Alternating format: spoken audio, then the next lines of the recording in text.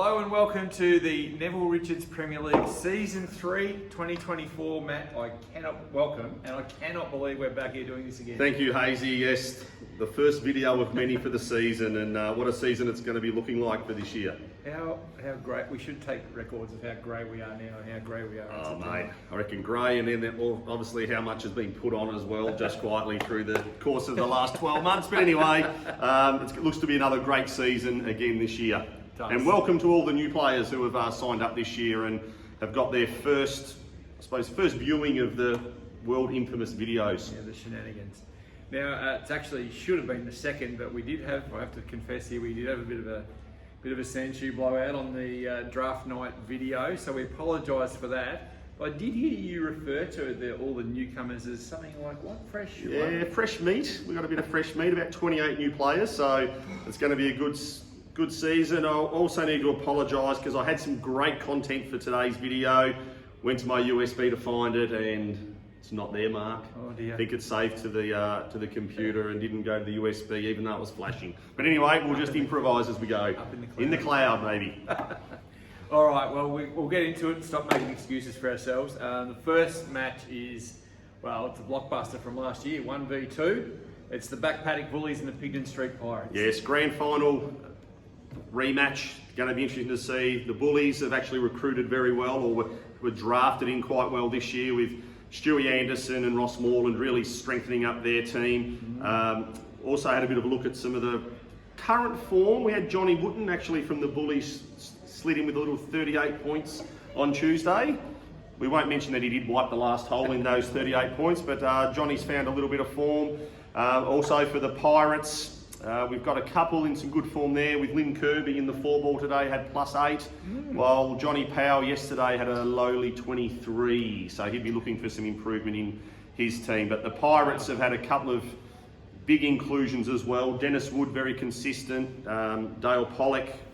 I know Gary Brooks has been playing his way around the peninsula this week in the Epic, so he's coming in red hot. And how's his form over there? Well, let's not talk about that so much, but he is concentrating and playing. Right, okay, so might find it a bit tougher than Portarlington, but yeah, the Pirates also got Lee McMurrich, the PP team member from last year, so bit of a mix there. I would think that also Dale Pollock's out this week, and the replacement for him is Yanni Lathouris. Wow. So Yanni's, Dale's paying us for Yanni to play on his behalf. How much would Yanni cost, do you reckon?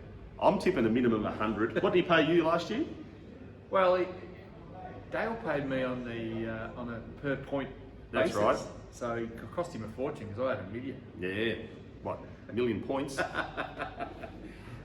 Look, we are glad in one sense about the video failing on draft night, because we would have had the lawyers in after the Sheiks unloaded on the McMurriches. He did, yes. He was very harsh. So maybe it's a good... And it's father, son against each other. So what a way, first round. Yeah, no, it's something to look out for. I hope that Cooper can get a lift home if the Bullies win. Well, actually, Lee needs a lift home more than anyone, so I reckon Cooper's organising Lee's rides down for the next couple of weeks. So the second matchup is the other finalists from last year. Well, just before we go there, Hazy, who are you going? Are you going the Pirates or the Bullies? Oh, I think the Pirates are going to have something to... I know that the Bullies look really good on paper. I know Phil Stevens is the man in form. Played very well in Pennant the other day. But I think the Pirates have something to prove, so I'm going with them. What about you? Right, I'm on the Bullies. Really? Yep. I think it's too strong at the top. Okay, we'll wait and see. So the second match is the other finalists from last year. It's the 20 Acre Warriors and the Tower Road Tornadoes. Yes, both teams here, the Tornadoes actually had a few players stay on from last year, while the Warriors only had the 2, and that was Pete DeFazio. Whichever team he goes in, he's always the star. And my mum, she stayed in the Warriors. Well, everyone else was happy to leave. So with the Warriors, couple of good inclusions at the top with Josh Kent, Grant Peacock, Pants, Hart, good player, Pennant player. They also got Josh Bowen included in their team, plus a bit of new players. So it'll be interesting to see how they go in. Ray Liniger, Jacob Leonard-Hassett, Craig Connolly, Cam O'Keefe and Noel Pike. So they're actually quite a good set up there. The Tornadoes, they got Andrew Wooten in. Warren Stevenson, interesting. Warren and Grant, best mates. Opposition teams. did notice that Warren Stevenson's cancelled for Saturday. He's cancelled. Yeah, not on the timesheet anymore. So maybe running scared from Grant already, and we haven't even started round one. Oh, it was. So yeah, but the Tornadoes, they've got Bernie Reid, who's been doing the epic as well this week. He's been banging in putts like you would not believe. It's extraordinary.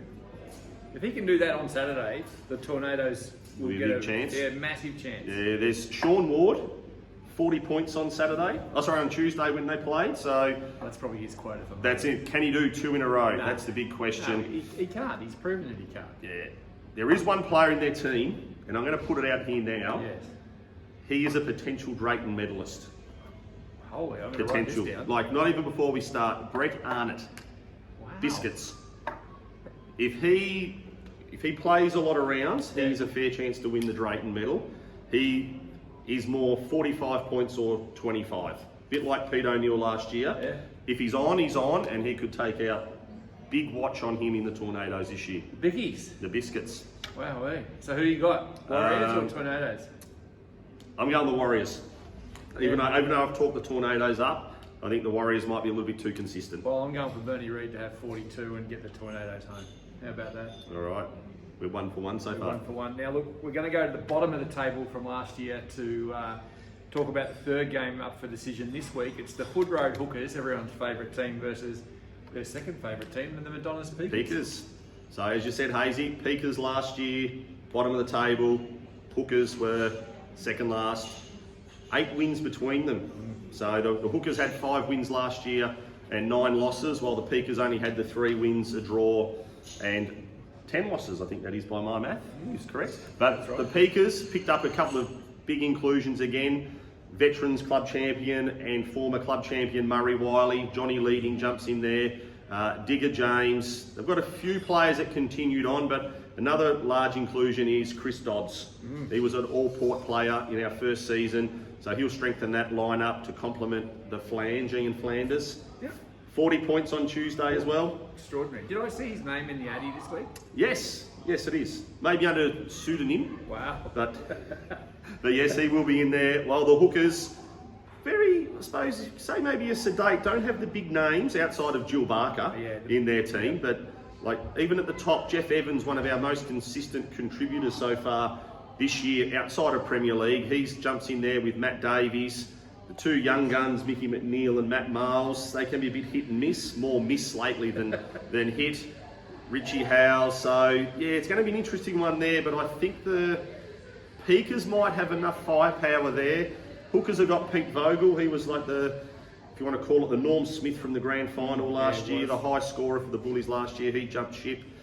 Dave Hutton's a new player, plays with Flanders every week, opposition, so there might be a little byplay there. So, but I'm thinking the Peakers might jump off and rise to the occasion in the first round. No, I think the opposite again, Matty. I'm on the Hookers, so to speak, and with no particular reference to the name, Angela Royal, Jill Barker and Helen Power are going to get the job done.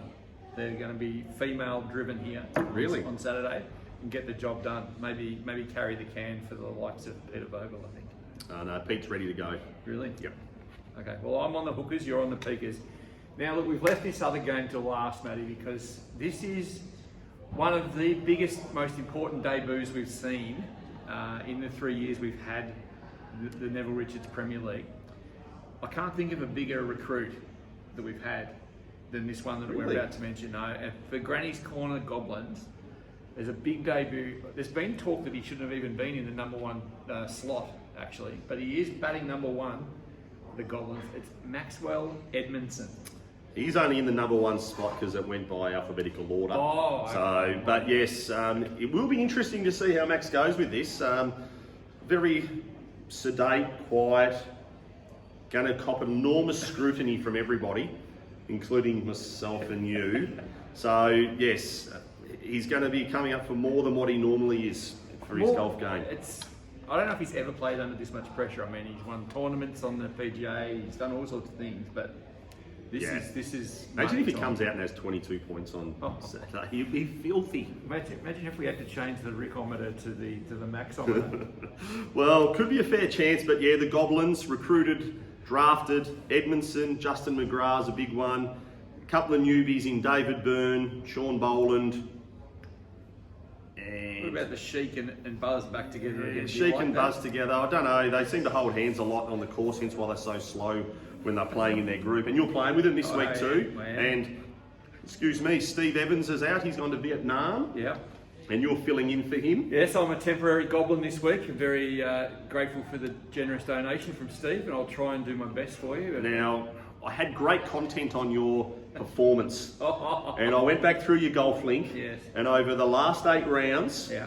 I've seen in your scores 38, 42, 27, 39, 30, 38, 26, 37. What's going to come out this week? Going by your pattern. Yeah, no, I think it's due for another 38. Right. Seem to be that you can play at Lewis and Portsea and other clubs, but you can't seem to handle Portarlington and the Triangle. No, I'm going to right the ship this week. I promise it, for all the Goblins fans out there. Yeah, okay. Well, we don't want to leave the Crusaders out. The Crusaders had 8 of their players remain this year. 8? 8 of them. The nucleus stayed together. Yeah. So the new players in there, we've got Joel the Milkman Lorna, Daniel Hopgood's a newbie, also Xavier Boland, he's our youngest player this year, 12-year-old junior. Love it. Good on you, Zave. Massive recruit. Does Xavier get a pass from scrutiny from you? No, he doesn't. And he's actually playing his dad this week as well, Sean. So, but I would actually beg Hazy that this match has got a bigger recruit than M. Edmondson in their team. No. Who? Massive recruit. Who? The Crusaders, Chris James. So the Crusaders have got Chris. He's worked into their team. How did they fit all the PPP shirts under the salary Well, cap? he already reckons he's up for one this year, but I've got faith and confidence this year. Tuesday comp, 38 points. But as his nickname Geldof, doesn't like Saturdays, can't play Saturdays, so it'll be interesting to see how he goes. And you commented about PP players. The Goblins have got the 2 ladies, Shirley Bell and Doreen Ibis from last year. They've got Rick Edmondson as well. They've got the Sheik. And then they've got one all-port player, which was Ian Burrell. Yeah. While the Crusaders have got Chris James, PP. Jan Cogger's been a PPP player. Johnny Rowe was an all-port player. Last year we had Stan Maskell and Cliff McCorkle as PPs. Yeah. So this is going to be interesting, this one. It's a PP spectacular. And I think you could be the difference. Adding another PP. No. What a match. I actually didn't think about this one as being the match of the round, but maybe it is. Well, we've even glossed over one of the Crusaders' new players as well. Who's that? And that's the Drayton medalist, Peter O'Neill. Of course. So you've got a lot of interesting mechanisms in this one, which could make it go either way. Well, I don't want any allocations of foul play, so I have to go for the Goblins. Yeah, well, I'm going to go Crusaders. Wow. 4 different tips. I think Finnemore, Lorna, Gibbs and Hopgood Yeah. might be a little bit more consistent than Edmondson, McGrath, Benson and Wilson. Tickle. How about Tickle? We haven't even mentioned him. Tickle my doodah. He hasn't been playing great, but this might be the week that he lifts. Your presence might inspire him. Yeah, maybe. Well, that's it. We better run. We apologise for a bit of a ramshackle first video, but we'll get better. We promise. So with the portal, the Golf Premier League portal, all that information's being populated in by Tony, who looks after all that. He was going to be doing that Wednesday afternoon, Wednesday night for us. So hopefully you'll get an email on that. Go through the process to register yourself. If you have played previously, you will still keep the same login and password. You won't have to re-register yourself. So you could go into there at the moment and access that system straight away. So I've asked Tony to make the teams this way. Hopefully they come out this way in the portal. But yeah, looking forward to Saturday. And I will put the links for all this in the video, etc., in an email to you all soon. So hopefully it probably comes in the right order. We'll soon see. But yeah. We'll see you on the first tee on Saturday. Can't wait for a massive season. Big thanks to Neville Richards. Luke Campbell was up here on our draft night and was so gracious with his time and his support. It's fantastic. A big shout again to Callaway, to your Golf Pro for their support, and anyone else on shirts? Travis Matthew. So that's all part of the Callaway brand. So yes, it's going to be a great season. Hey, Hazy. Can't wait. We can't wait to see you out there in a couple of weeks too, when the whips get cracking on the donations. Yeah, well, we'll see what happens with that. Thanks for watching, everyone. We'll see you on the first tee on Saturday for round 1. Thanks, guys.